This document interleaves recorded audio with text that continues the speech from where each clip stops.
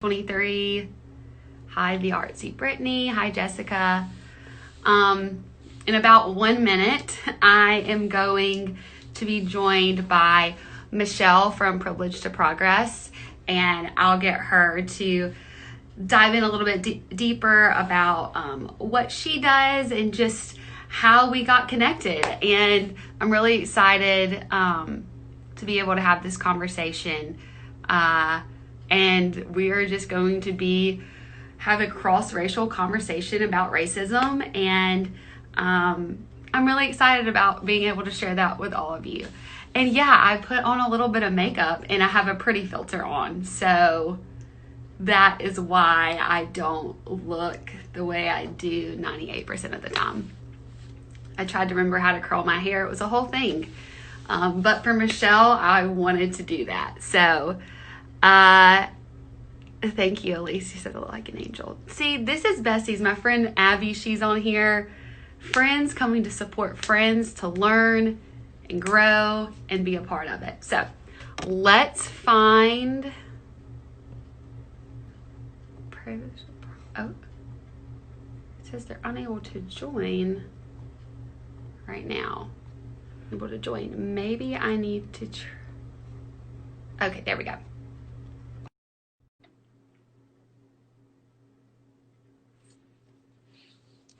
Let's see. That's not your hair. Hi! You curled your hair for me? I curled my hair for you. I put on the pretty filter and everything. I was like, I didn't know you could do that on the live. You could pick your Wait, filter. you could do I was that? like, yes. I just discovered it like 10 minutes ago. Wait a minute. Hold on. Do you want to like take a second? Because I totally understand. I got so excited. Nah, it's all right. That is cool though. Okay, You look great. Yeah, now it's a good thing to know because like it just helped. I have a lot of little bumps from just like. Yeah, man. I'm looking at my face on the screen. I'm like, oh my God, I got all these bumps. No, you look great from here, but I am excited. I found this out for me. I can share with that. How have you been? You know, it has been a journey with ups and downs, but like so thankful to now be a part of it and learning and figuring out how I can be. But yeah, no, I'm so glad that we're doing this. Like when I saw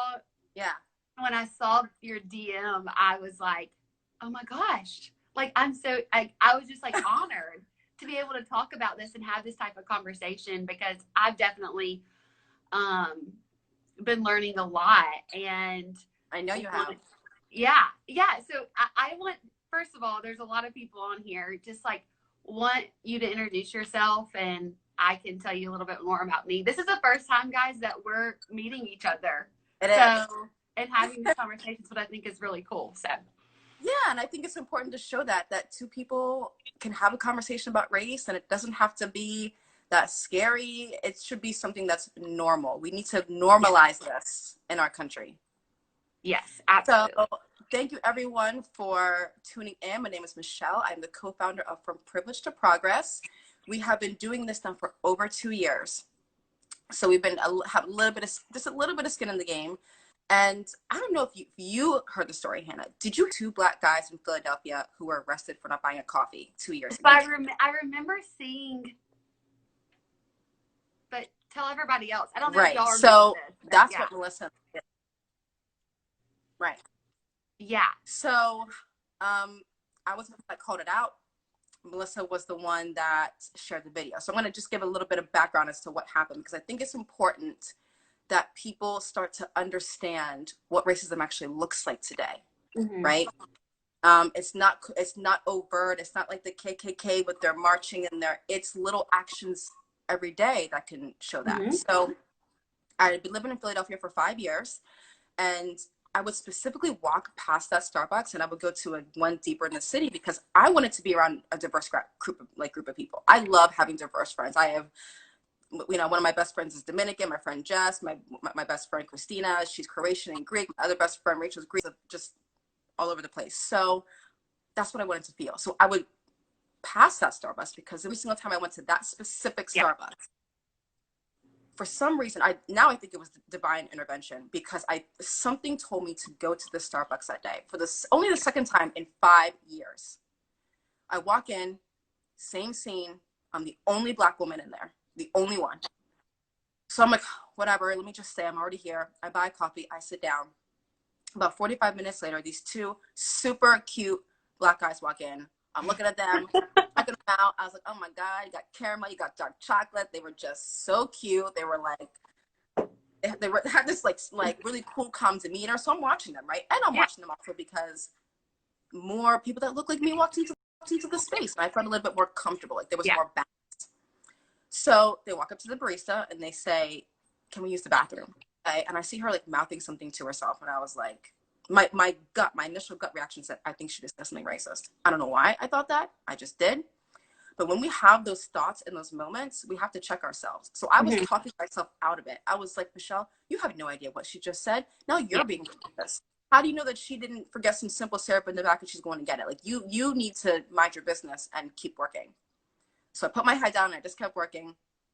And about 5 minutes later, the cop showed up.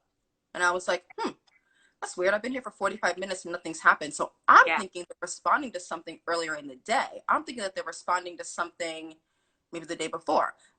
So I'm actually eavesdropping because I am trying to find out what the dirt is. I'm like, I want to know the drama, like what's going on. And I lean in and I heard her lie. And I was like, oh my God. Oh my God, oh my God, oh my God. I was right. She probably did say something racist. What is going on? So what was scarier to me is that the police at the time didn't ask any questions. They weren't like, well, what happened? What was, no question. They said, those two, okay. And they beelined for them. So I'm starting to sweat a little bit because I'm like, I can't see an act of police brutality in front of my eyes. I cannot see this. I look at them, they look at me, I look at the cops, they look at the cops. We were just like, what's going on? 2 cops, turned to 4, turned to 6, turned to 8. 8 police officers showed up to arrest 2 guys for not buying a coffee. Now, mind you, this is Starbucks.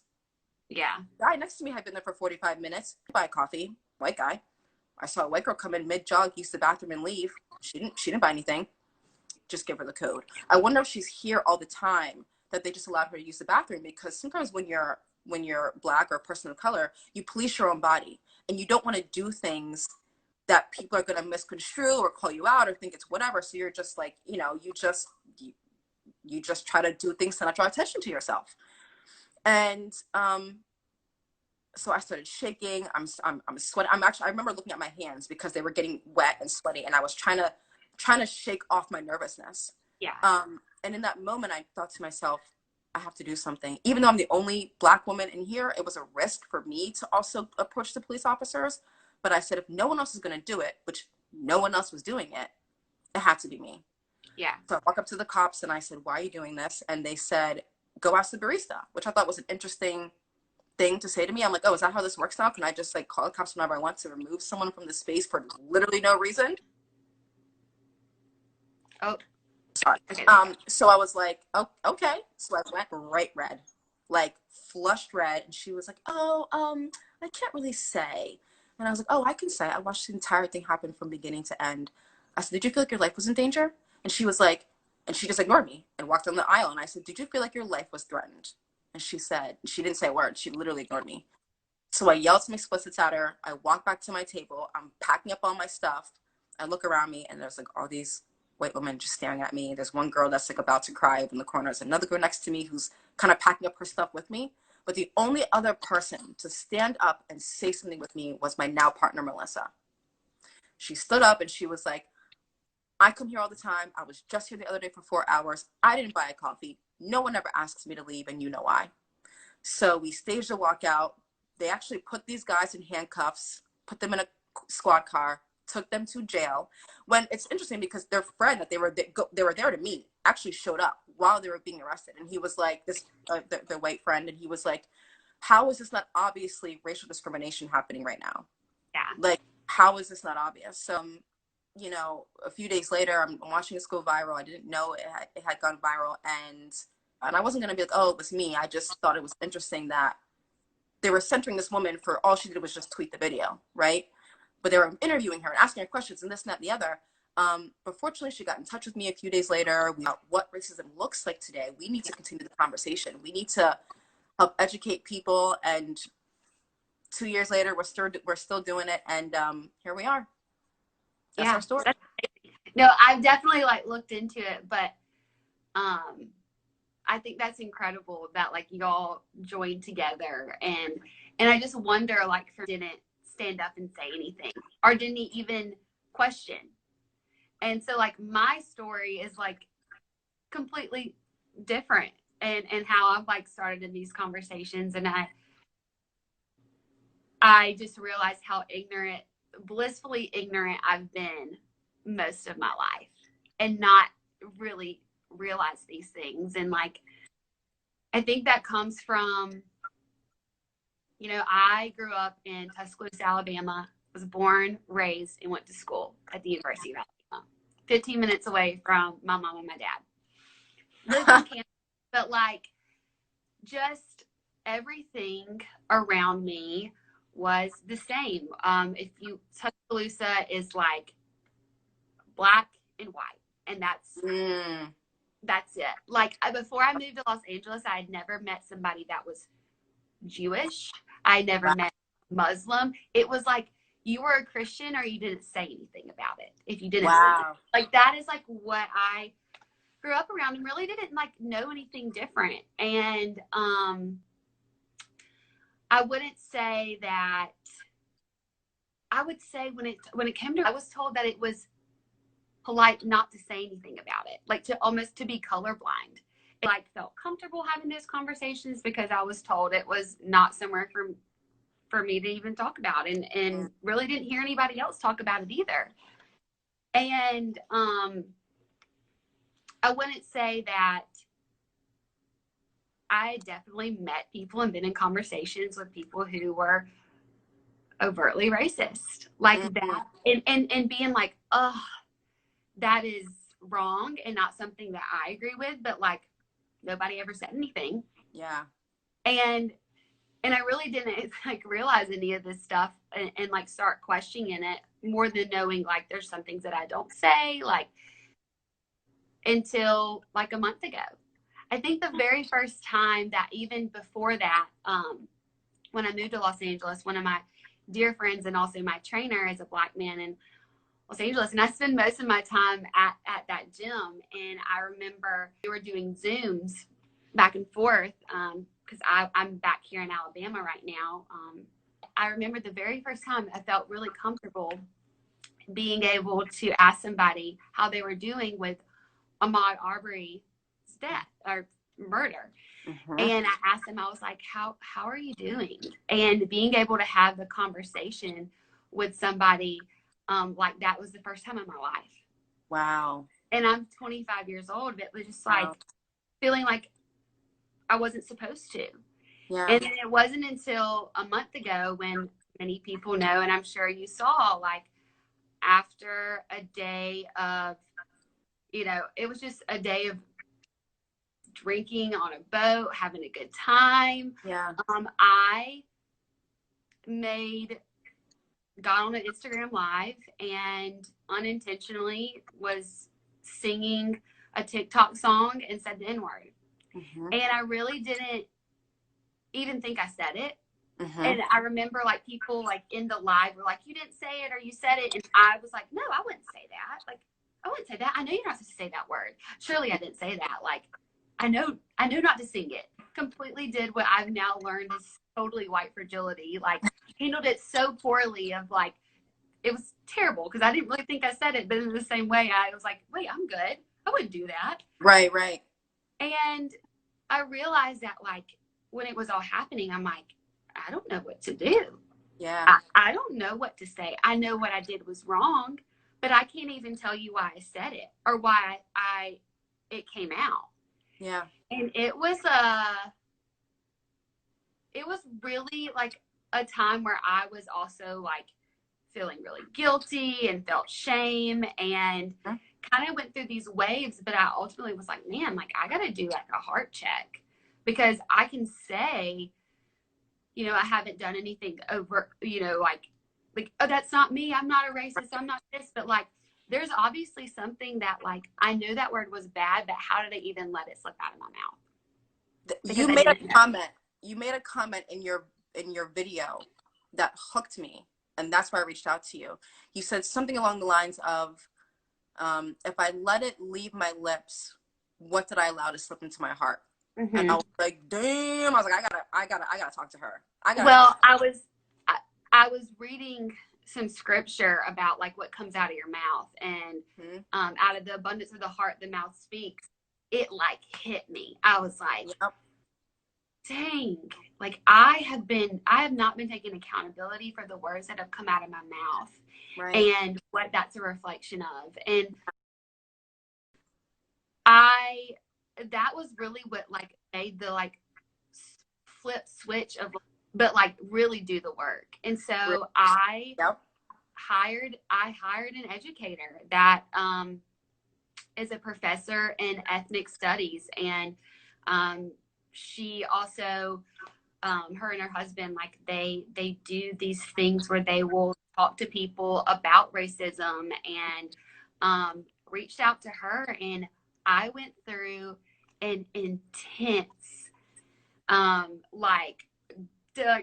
dive deep into understanding the things that I didn't know, and like having these really uncomfortable conversations, having to write down things that were really hard to write down, realized there was so much I never thought about. And it was a heart change. It's been, as much as I hate that I caused so much hurt because of my ignorance, I now can understand that so much more and don't want to do that, and want to be able to talk to other people like me. And I realized when all that was happening, how many people wanted to defend me and defending me. You know, I went in a hole of like, I was off social media. I didn't know what was happening. All I did was 10 to 12 hours a day, Zooming with a professor, reading, studying, reflecting. Wow. And I was like, and it was the day that murdered was when I had planned to talk about it. And oh, wow. I was like, obviously I learned a lot. My voice is not what needs to be. Like, I don't want to take any attention from this. I don't know. Like, my voice right now is not what I don't want this to be about me. And I didn't. And it was really hard because I'm not even on social media trying to figure out what's happening. I saw the video. I'm trying to still now look at this in a way I probably never would have looked before. Like, I think anybody can look at it and be like, oh man, that's terrible. I don't think there's anybody that's not like, man, that's bad. But like really understanding it, and like it, and being empathetic, and being like, this continues to happen. Yep. And so I finally was like, I talk at the right time or not, but there was something that when I went back on social media and saw how many people were defending me, and then defending an act of racism, I was like, somebody needs to, I need to talk to these white people like me that continue to make excuses and think it's okay, and it's not. And so I did not even plan to go on the live. When I did, I was on a run, and I was like, I can't do this anymore. I can't. I watched every minute of your video. Yeah. And it was and then you reached out to me, but it's just been a really hurtful journey for a lot of people involved, and the people that I caused hurt, but like really impactful of like realizing like how I can do better, and being able to humbly admit that I haven't been, and now that I can. And this is why we need education, because I grew up like you. I grew up in Hershey, Pennsylvania. My parents are from Ghana. So when you come to this country, you want the best schools, the best neighborhoods, and unfortunately, which I'm sure that you've understood in your studies, that we still live in a lot of segregation. There's a lot of segregation that still goes on in our country that people don't realize is happening. So it was like I had a lot of self-identity issues, but I realized that we weren't taught anything. Like everything that you learned, did you learn any of that in school? Or not at all. Not at all. I remember maybe Black History Month, but that was also coupled with Valentine's Day. And so it was like, right. you know, like nothing. And that was infuriating for me to realize, like, if I would have just known, like, if this would have been a conversation. Right. And it wasn't. Right. That's why we started what we did, because I understood how much white people didn't know because I grew up with them. And I think for a lot of Black people, their frustration is, how do they not know by now? How do they, and I empathize with that. I still sometimes I'm like, how do you not know? But then I have to remind myself that we still live in segregation, a lot of us. If we found a study that said if you're white, it's likely that your social media network is 91% white. If you're Black, it's likely 88% Black. So our stories aren't even crossing over.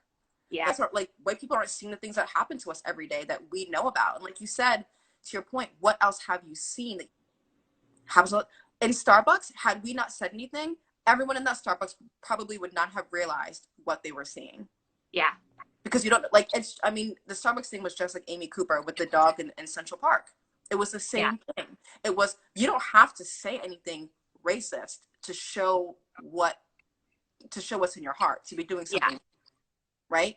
And until we educate ourselves, that is what drives the empathy. That's what builds the empathy. This Black girl growing up in a white town, I learned all about white history. I learned all about World War II and Europe. I did my senior project on the Holocaust. You know, I didn't need to be Jewish or white to understand that this was wrong and to want to shed light on it and talk about it. And I always wondered, where is that reciprocated empathy? But I realized it's because there's no education. So how can you feel empathy when you don't have any knowledge? It's impossible. Yeah, and that's what I've, like, there's no excuse taking accountability for the things that I have felt like, I mean, I've had the privilege to not be a part of the conversation, to choose not to be. Right. And because I don't feel racism, like that's not happening to me. Correct. So I can choose to not acknowledge it. And I don't want to ever make that excuse, but I also know that, like, it was never talked about around me, and I didn't learn in school. And I started, like, I'm like, man, I wish I would have had Jane Elliott as my third grade teacher. My gosh. You know, like, man, like, if only I could have, like, had those conversations and been able to really, even with the Black people around me, like, known that, like, me being silent was actually kind of continuing the cycle of, it's actually violent and harmful and not polite at all. Like, that's not polite, because I'm not, like, addressing that there are differences, and, like, that my outlook on life is very different than my Black friends. Yep. Even though we grew up in the same place, we had a totally different thinking that. Yep. And I'm telling you, and that's what I lost a best friend of 26 years after I became an activist. My best friend was white, 26 years. Because we didn't really have the conversation about race that much. She didn't know anything. There were times that she hurt me and didn't know about it, but we didn't talk about it. Yeah. I didn't bring it up that much. I would bring it up. She wouldn't bring it up. And when I started talking about it, I think there was so much shame and guilt that built up in her. I'm still not even 100% sure. Yeah. That she was like, it's almost like she couldn't face me anymore, which is really hard because, I mean, I anticipated losing friends, but I didn't anticipate losing friends that were right here. Like, people that I spoke to every single day.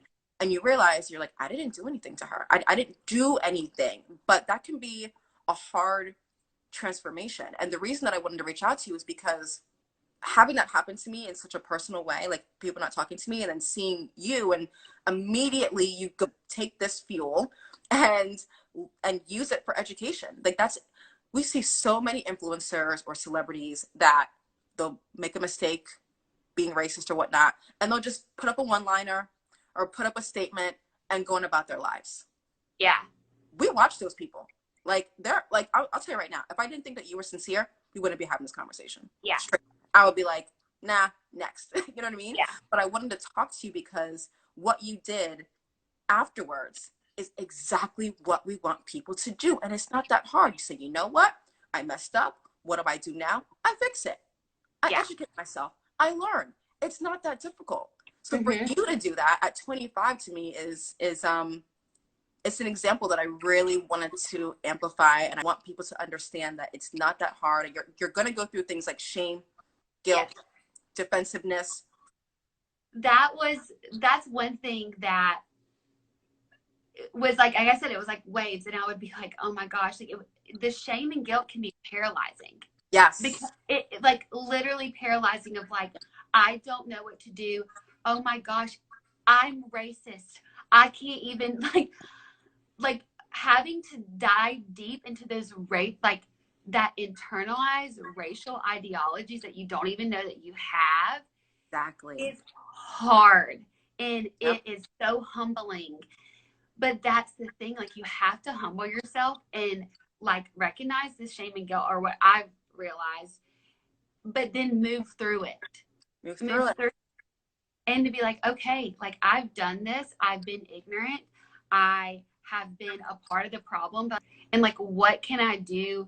What can I learn to understand? And for me, like while we talked, I think that's not just like posting, because what I realized, and I know a lot of people had a lot of issues with me kind of bowing out, and I realized that I had a privilege to bow out, you know, like even to be able to take it the time. Nobody knew what was going on behind the camera, but even be able to like take the time to educate myself and not address it. I also realized it's a privilege because some people had to speak on my behalf, people that I hurt, you know, the Black community around me. And like, I realized that like, even that I got to take the time to educate myself, was impactful. But at the same time, right when it happened, I realize now that it would be an apology for me.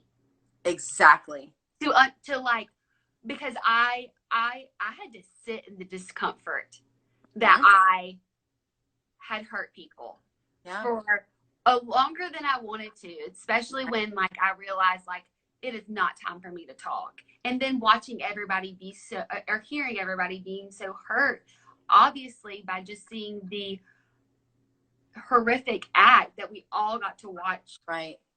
And so I'm like, and so I'm sitting in what I did, even like as like, oh my gosh, like I want to speak, but I had to sit in the why and understand how, and really go back and learn, so that when I did apologize, that it wasn't because I was still carrying the shame and the guilt. It was for those that I hurt, not sorry for me. Right. And that was really important. And I'm so glad that I did that. At the time, it was hard, but it was what was necessary to really be able to be an ally and to like understand more and know that like I'm no expert at all. I'm at the beginning steps, but at least like putting one foot in front of the other on the continuum of even knowing what an anti-racist is. Like, right. But, you know, I didn't even know what that was. And, you know, I get out of the room, everybody's talking about anti-racist. I'm like, okay, we're all on board. Great. You know, but then there's some people that aren't. And just some of the conversations that I've had the past few weeks have been like really uncomfortable with people that I love and that I know are good people. But that's also the thing, is like, just because you're nice doesn't mean you're not racist. Not at all. Dating a white guy and realizing, oh my God, I'm dating a racist. I was just like, dated him for a couple years and I was like, something doesn't feel right. And when I broke up with him, his mom called me the N-word. And I was like, oh my God. I was like, so this is how you felt about me for the entire 2 years? Like, we went to Chocolate World together. We went to Hershey Park, the sweetest place on earth. And then I break up with your son and you're like, you know, it's you don't realize it. Just because you're in close proximity to someone does not mean that you're not racist. For instance, I wouldn't necessarily, actually at this point, I guess I would, my best friend, you know, it's like, she always just claimed to just not be racist. But as soon as I became an activist, why was it so uncomfortable for you that you couldn't talk to me anymore? I haven't seen you for 2 years. Where are you? I don't know if she's watching this right now, and I don't care, because that needs to be addressed. You know what I mean? Like, in 2 years, if you're really an anti-racist, me doing this would not have deterred you from our Yeah. friendship. It's not addressing the biases that you have that make you, I mean, that then you're just unintentionally doing to people. Yeah.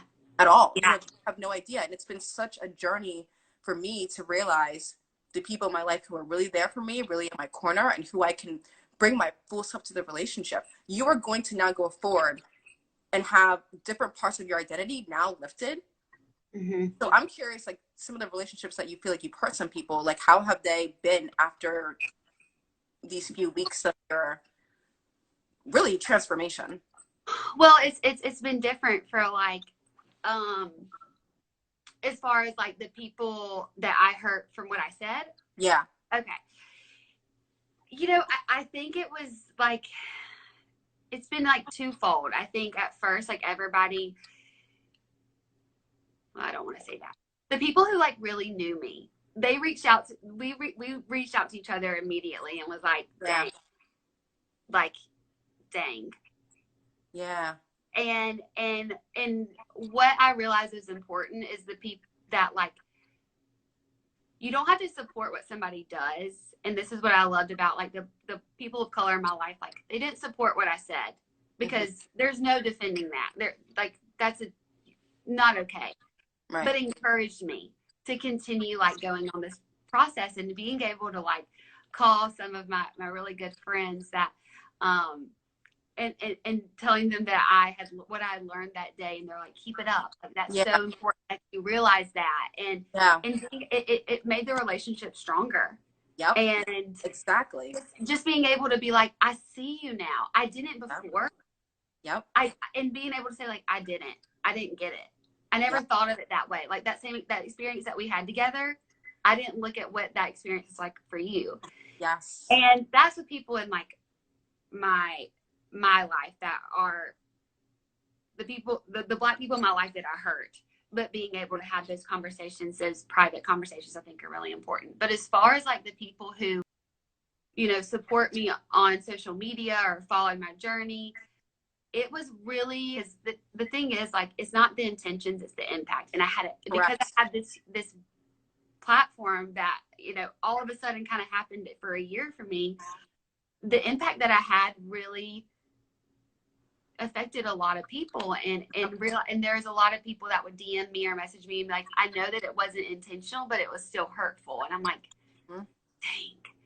But it's been cool to watch the conversation and I don't need a pat on the back or anything, but just realizing that me apologizing is not the way that I apologize with like educating myself is not normal, and it should. It's not normal.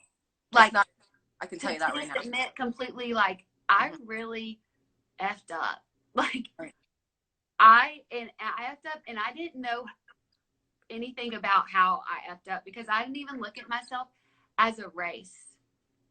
I thought of myself as like white equals normal. White is a default, and it's like everybody else is something else. And people don't even realize that. I think that was really important for you to say. I think it was really, I want to emphasize that again for anyone watching.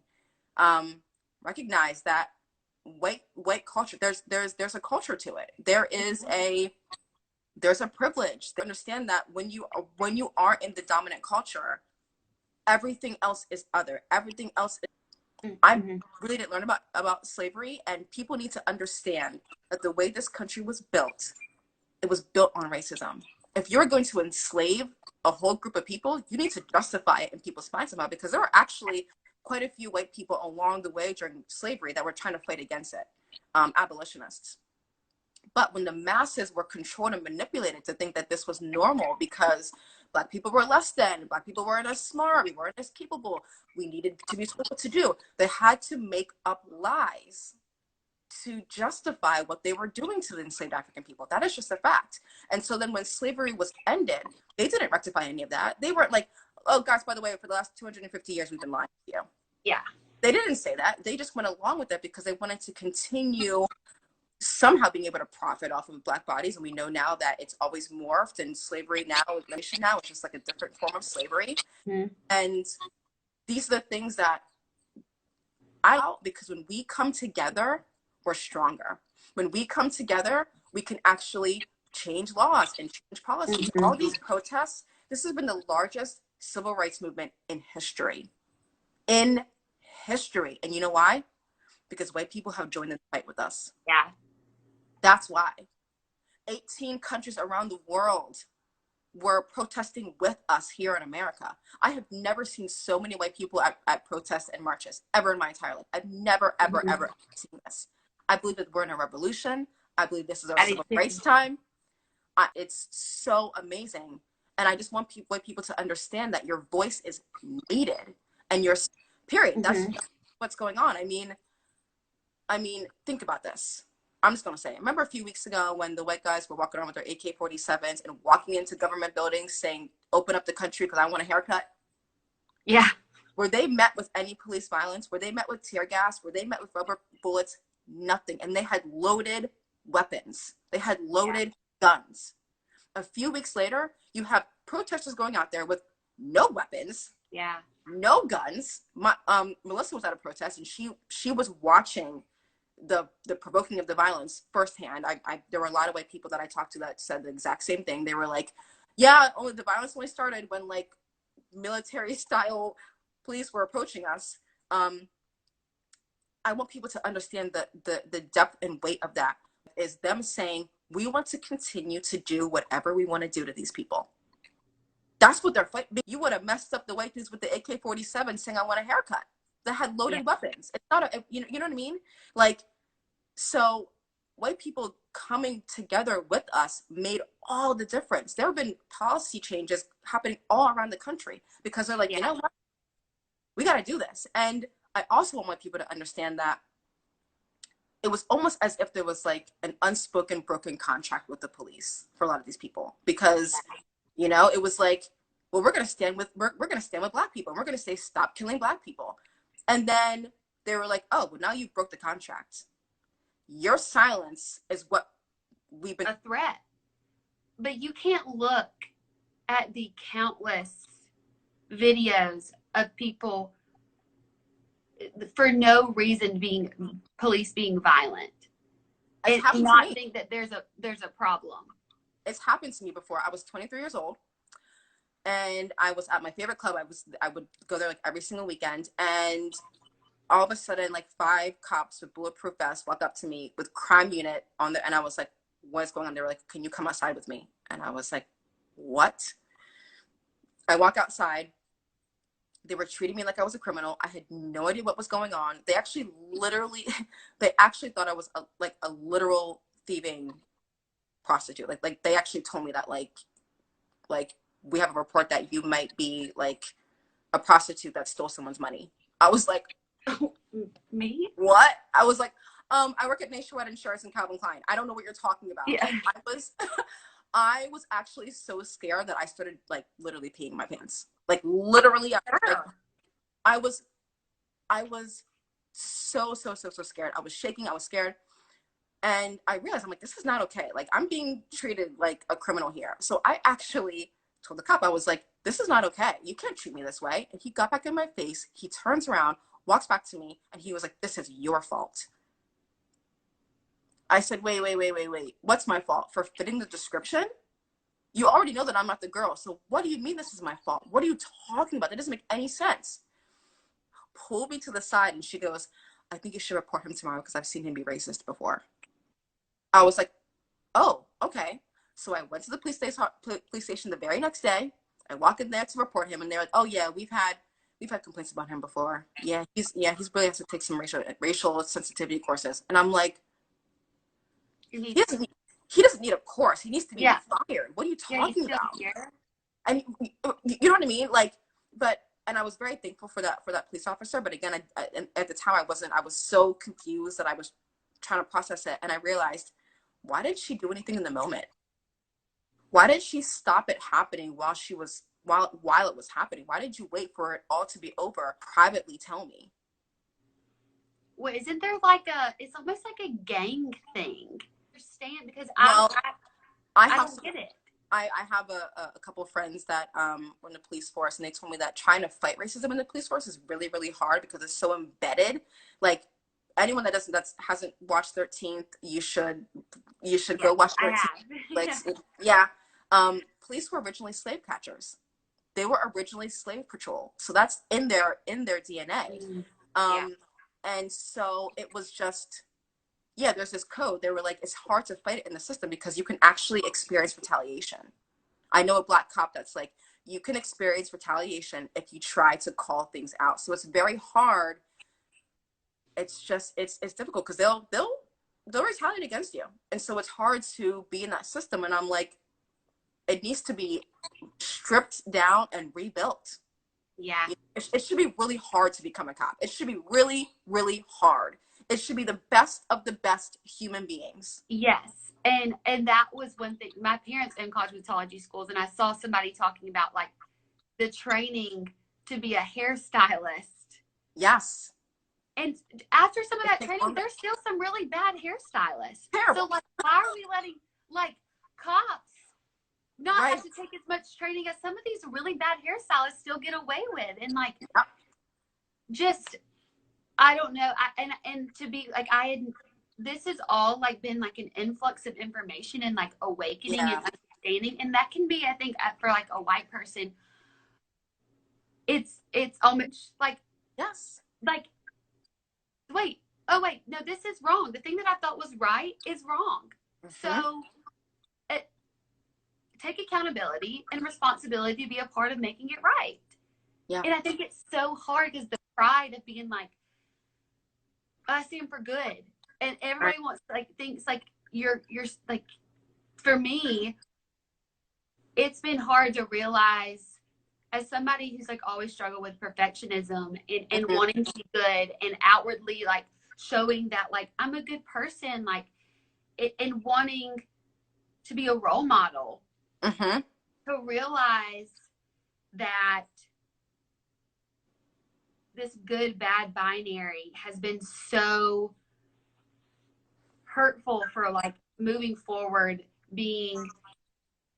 fighting against racism in America, because nobody wants to be called out and not looked at as good. Yes. And everybody knows that a racist is bad. So I'm going to do whatever I can so that I can't be in that bad category, or everything that I've built my life on I have to defend that at all cost. And that has been where some of the uncomfortable conversations have come in with my family, my friends, is like, come on, like, can you not see this? Like, what's happening is wrong. Because you're so, like, you can't take your pride down, that there might be some things that you're wrong about. And realizing that and taking accountability and responsibility for like being like, I've been wrong, I want to be on the right side of this, instead of continuing to try to make excuses for it. I can tell you've dropped some gems that it's clear that you've been doing a lot of the work, encountering other white people that aren't doing it. So but then I also remember, well, that was me a month ago. So like I'm trying to like understand it. I didn't know all this before, but like once your eyes are opened and your heart is like better, you're like, come on guys, like let's do this. But it's hard to go on deaf ears, like to continue talking on deaf ears. And I've heard a lot of Black people be like, y'all, how are y'all just now getting this? Why are you just now caring? And I can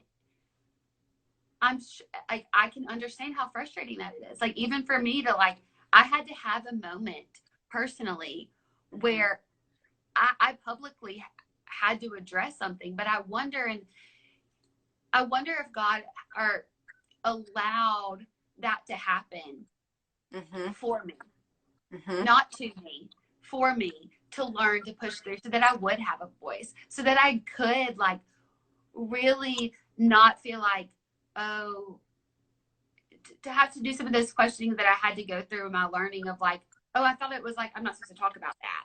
Or like, oh, I don't want to get into that, but like realizing like I have to, and so I'm really thankful in the ugly wrapping this present has been for me, that I've been able to like Exactly. like Exactly.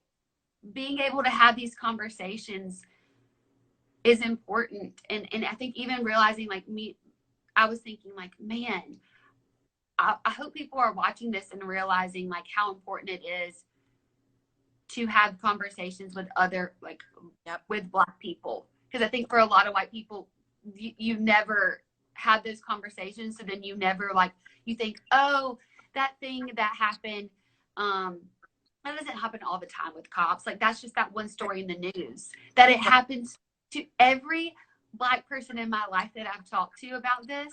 Oh wow. They have a story. Yep. Every one of us But has a story.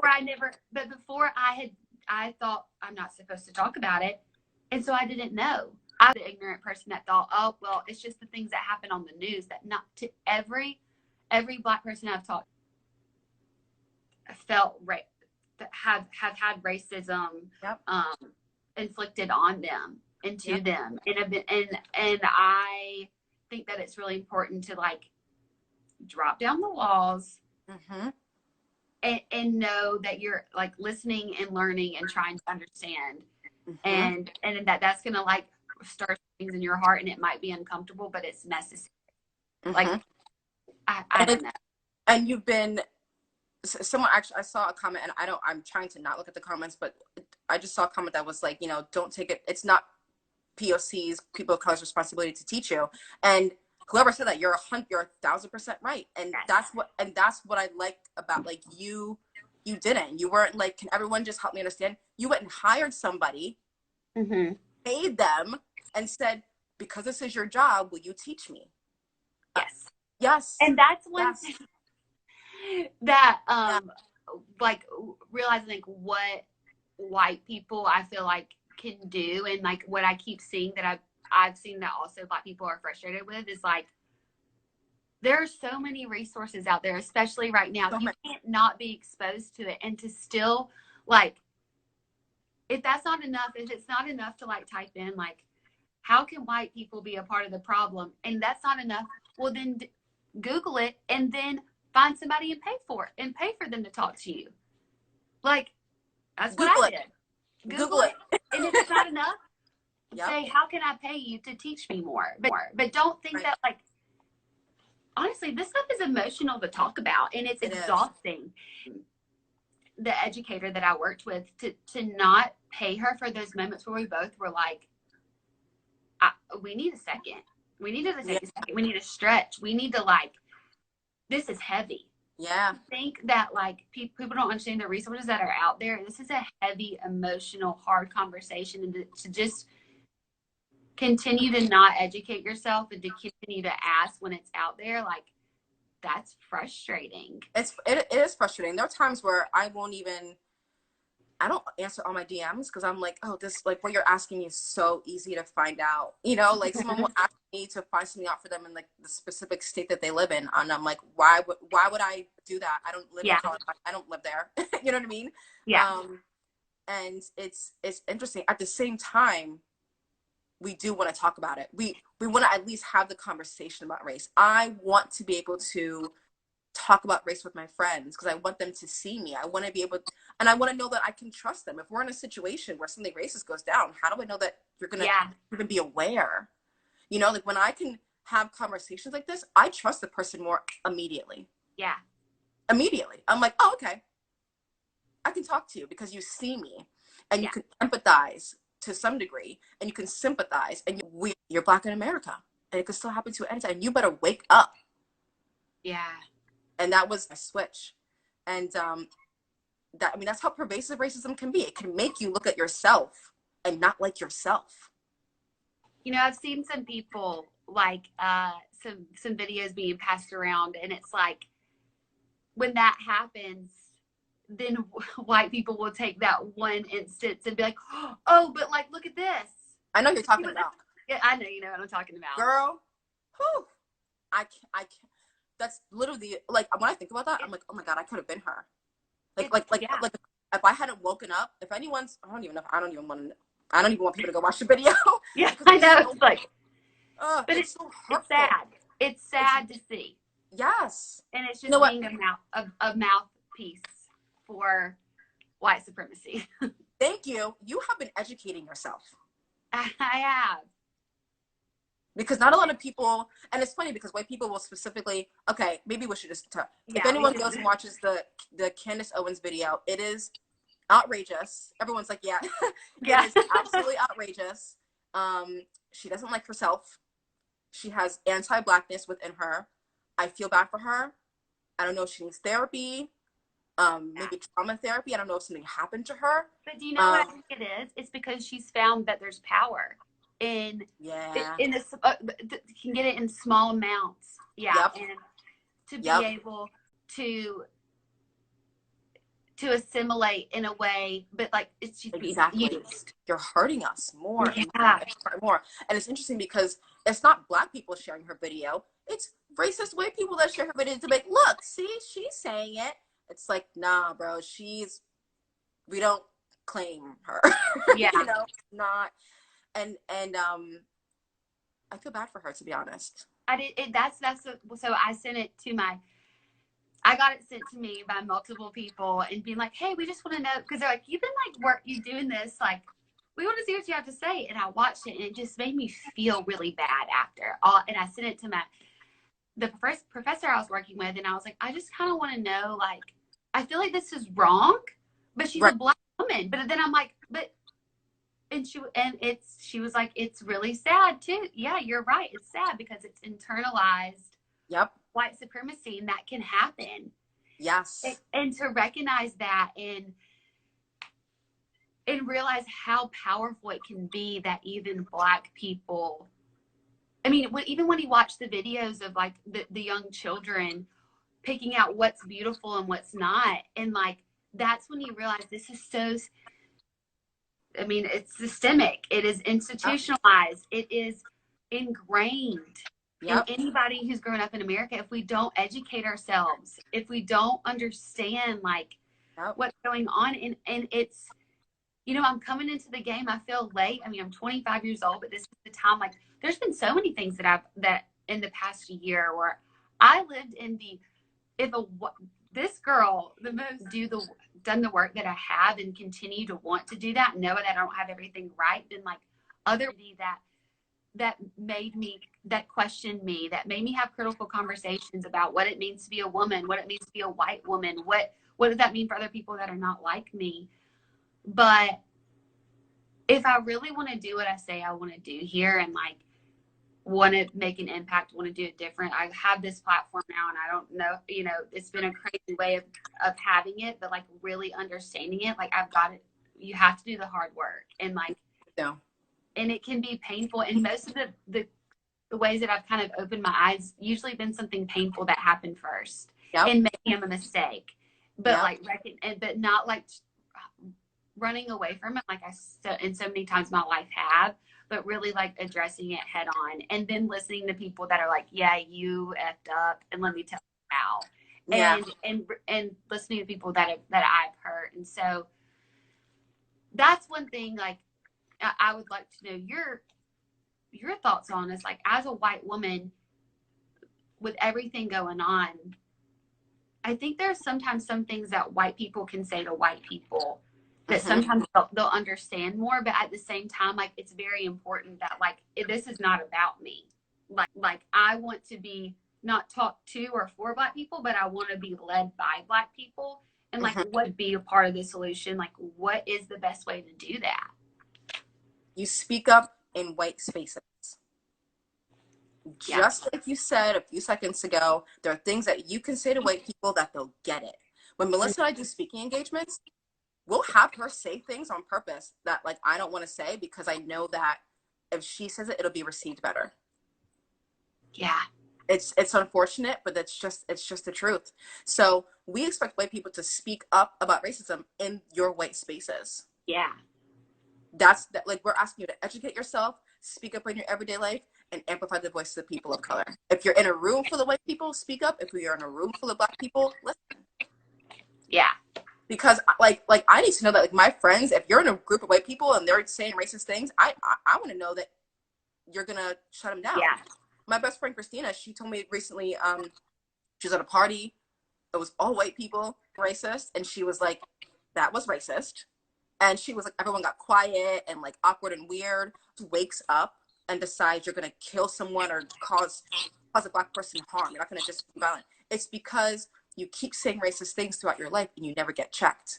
So every time you say something, it's reaffirming that what the racist things you're saying are true, and it builds and it compounds, and then it grows and it gets worse and it escalates into harsher racial things that you're saying, and maybe, you know, you start actually taking action on those words. You know what I mean? Like the Ahmaud Arbery's killers, they didn't wake up, they weren't born racist.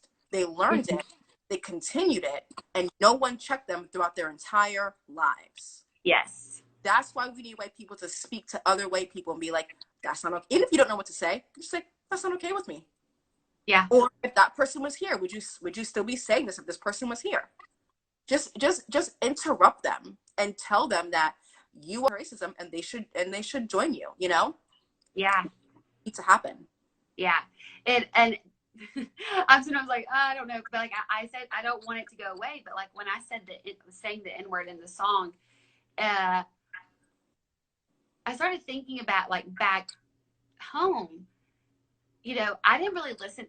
I do TikTok. I listen to rap music because I did TikTok. Before that, I listened to country music and some pop. And so like even like that word, I would never call somebody that, but like even like listening to it in songs like really didn't happen that much for me. But my friends listened to rap music and hip hop, and I was in mostly white circles, especially when I was younger. Right. And I realized that there was probably so many times where people would sing the songs around me and say the N-word, but there was no critical conversation about it and no call out. Some way, like, it was okay. Yeah. Because there was a white friend group with maybe one or two black people there, and they didn't say anything. Because they probably could. Because they, and realizing, like, dang, I wish I would have said something, because I knew, like, probably shouldn't say that, but I didn't say anything. We don't want to be the Debbie Downers. We don't want to be shot down. We don't want the backlash. We're just like, I mean, people have said the N-word in front of me, like, growing up, and I'm like, huh? I'm like, oh, Michelle, we don't mean you. And I'm like, what do you mean you don't mean me? And like, it's when you don't have the language or the knowledge, you don't even know how to address us. You're just like, okay, and you move on. But it's like, I remember things that have happened. I'm 33. I remember things that have happened when I was 19, 20, 22. Those memories don't just leave you. Now, me being African, I personally don't really say that word. It's not an African vocabulary. It's just not part of our culture. It's just not, it's a very specifically like American term. Like I said, it's not something that I'm even comfortable saying, and especially as someone whose lineage is not like my ancestors. So it's interesting to me that there are some white people that feel so comfortable saying it, and I'm like, huh? I'm like, I'm black, and I don't feel comfortable saying it. You know? It's weird. Yeah. Well, I sometimes said I went to the University of Alabama, and that's the biggest Greek system there is. Oh, wow. And I was a part of the first, in 2014 was the first time. I mean, we have $14 million houses, $17 million houses of sorority houses. In my freshman year was the first time that we desegregated our sororities with one black girl in my pledge class. So that's what I grew up around. Of like, why would she want to join? Yeah, but like, why? Wow.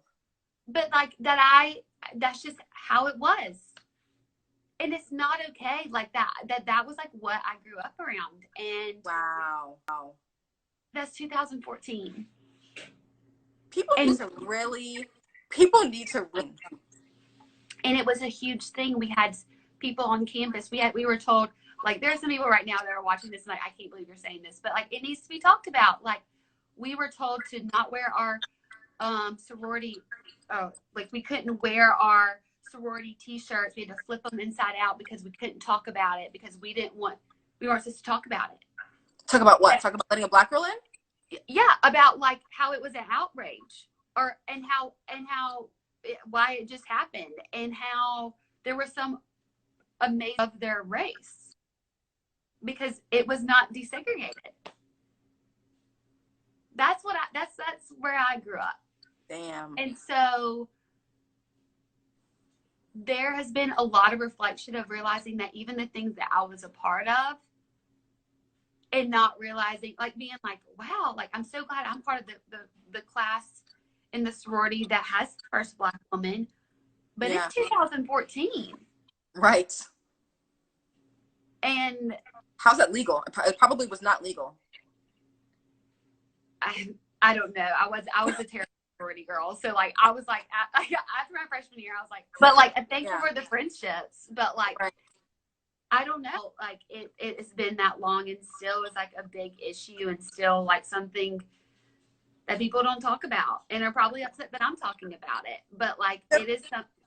Only racists are upset you're talking about it. Yep. If you are watching this conversation and you're upset with Hannah, you're probably racist, because I do not know how this conversation could possibly offend anyone unless you are holding on to your biases and don't want to let go of white supremacy and don't want your world to change, for it to be different, because it's always for people like me, it's been fine. Like there's nobody else that could say make America great again except for white people. Thank you. I don't want to go back. What are you talking about? What? Yeah. I want to stay like right here. Go forward. Yeah.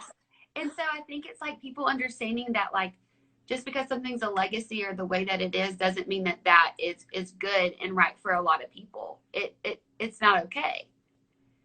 But like it took me, to be quite honest, like moving to Los Angeles, going, oh, there's something different. There's ways to see. There's a different discussion than I've ever had before, and people are different than me, and they don't all believe the same thing as me. They don't all look like me and have different experiences, and then that's like really like pushed me to question a lot of things, to have like my own identity. And but I also know that there are probably a lot of people that are watching or follow me that follow me because they had that similar experience of living in a small town and have kind of gravitated towards me in that way. But I just want, like, it's possible to change and to grow, and it's like important. It is possible to change and grow. Like that's the thing. Like I know people that from high school, like they were nice to me, but I found out they were like mean to my little brother, which is very strange to me. You have to leave space for people to grow. Yes. You have to leave space for people to mature and to improve themselves. Otherwise, you're just as bad. I mean, like, the cancel culture is hard. Of like, cancel culture is hard. Yeah. And like, I think it's important to call people out, and like, call me out. And at this point, like, I'm not gonna let the fear of being wrong and saying something where it's like, hey, Hannah, like what you just said can be taken this way. I'm not going to let that stop me from doing what's right and learning what's right.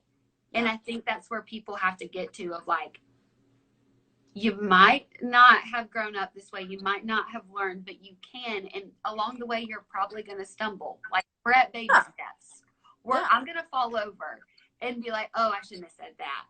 Right. But you have to keep going. Not be fearful of doing it again, because it's like, I think just being able to humbly admit you're wrong and that you don't know what's going on is like, you can have as a white person, of being like, I have messed up and I don't know what I'm doing, but like, I want to figure it out.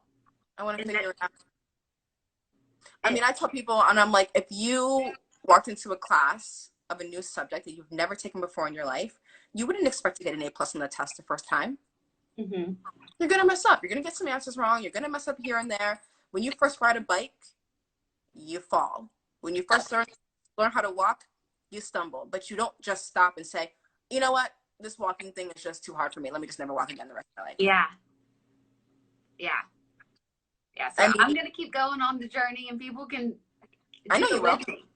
And I'm like excited. Like, I'm excited. You don't know the things, you can't get better until you know better. And like, I'm like, I know better, and I don't know it all yet, but I like want to act like take this ugly part of my life and make it something like so much more impactful. And that's in Floyd was murdered. I kind of went on this journey, but why do you think like now everybody's starting to get it or trying to like be more receptive? Like, why is there so many more white people that are at these protests? Why is now the time that we're joining together?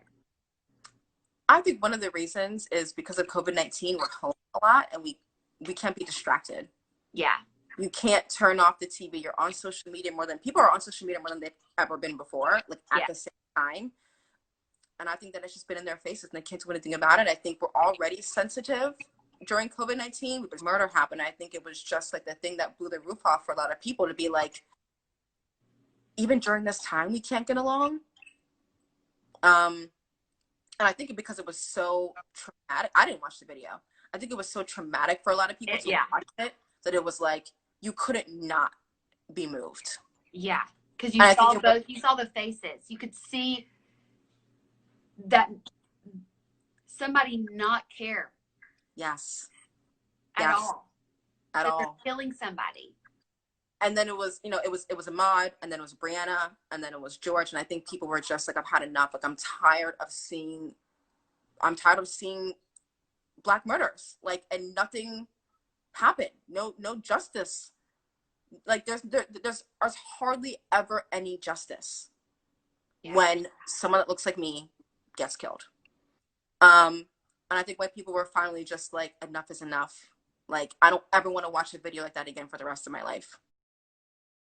And it's really terrible that had to happen. Obviously, I pray and I hope that George, that someone he can see this, you know, and be aware. There's a video that I watched of his daughter, and I just broke down and cried.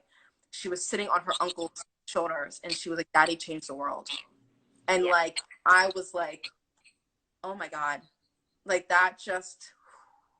I'm like feeling emotional right now because it's like you didn't want that to happen, obviously. But what happened to him what sparked the largest civil rights movement in history. In history. I want white people to keep the same energy up. Like, we can literally create a new world together. We can actually create a new country. If that's not exciting to you, I don't know what is. Yeah.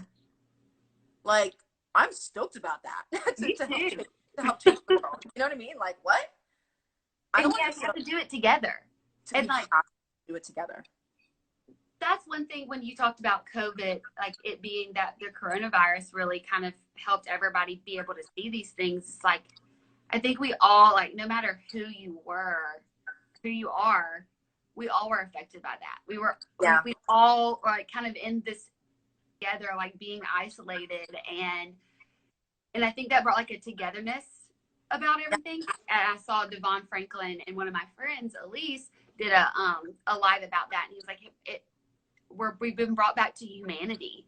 And I think that is really important. And like everything kind of worked in this divine time of like realizing that we're not all that different. Like, we are different, but like we are all human. Yes. And we're one race. There's one, and I've realized like race is like just literally a lie. It's a lie. It's a myth. Right.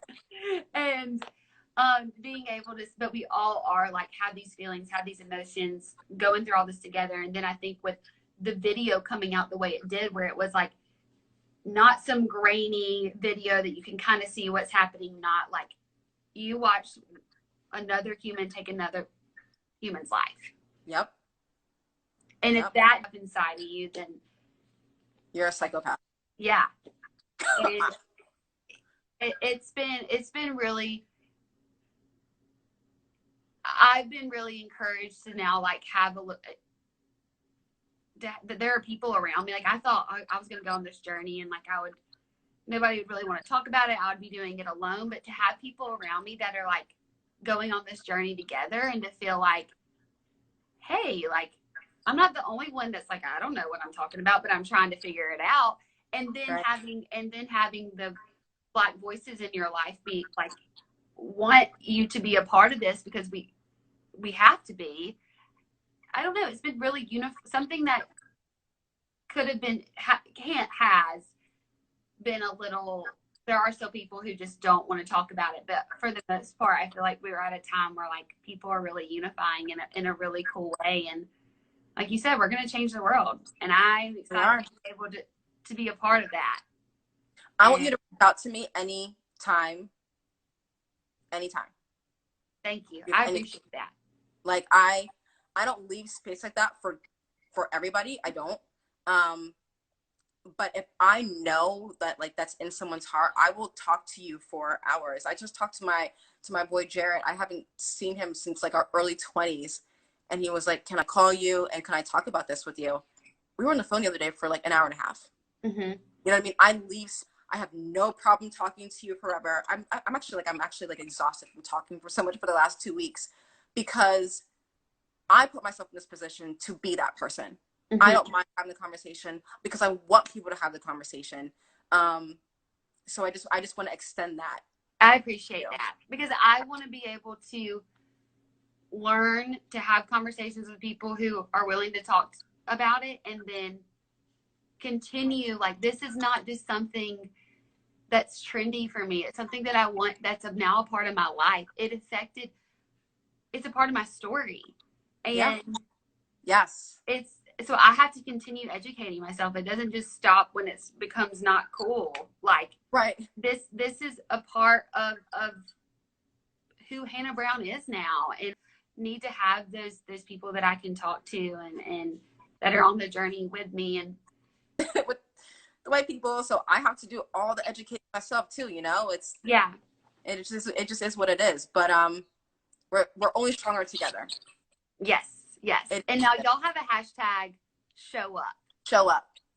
So tell me a little bit more about, or tell everybody else about that and how we can show up.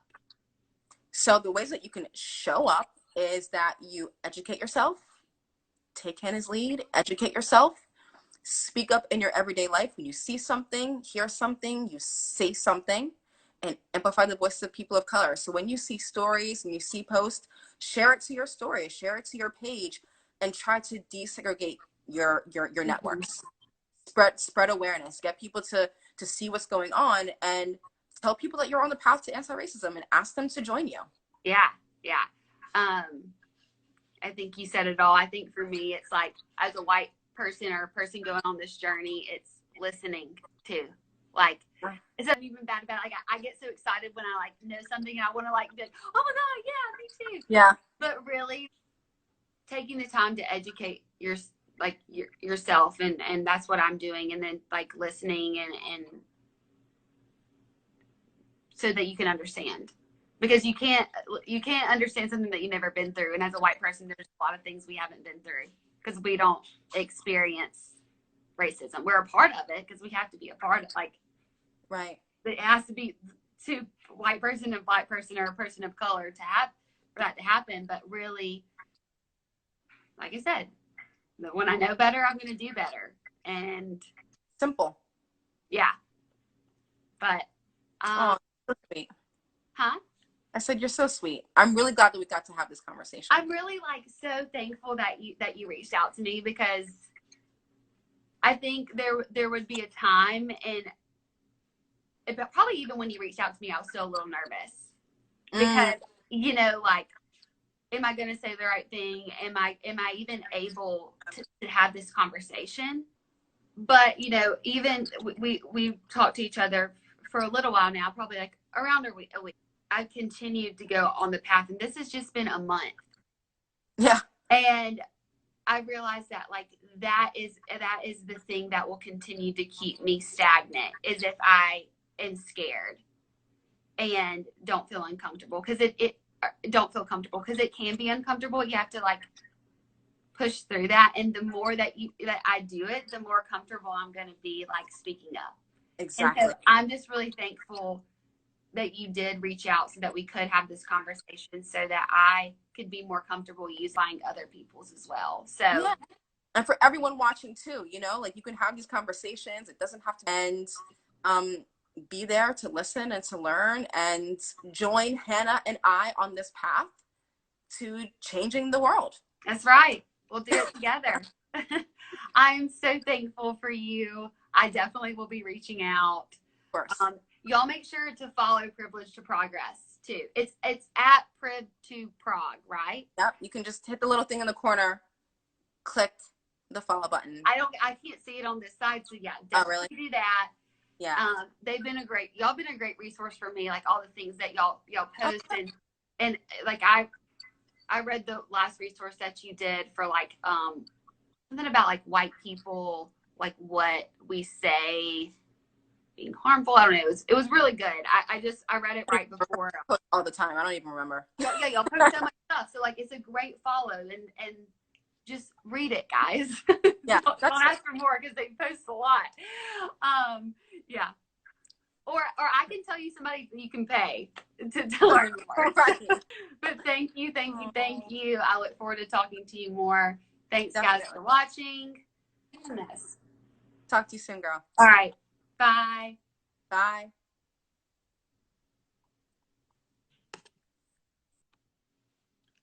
How great was that?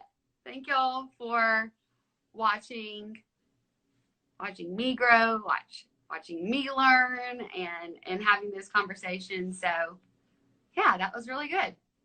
Y'all have a good night. I'm so awkward at saying bye in my normal life and on lives. So probably won't. I gotta work on that. Or this is just how I am. Okay, I'm done.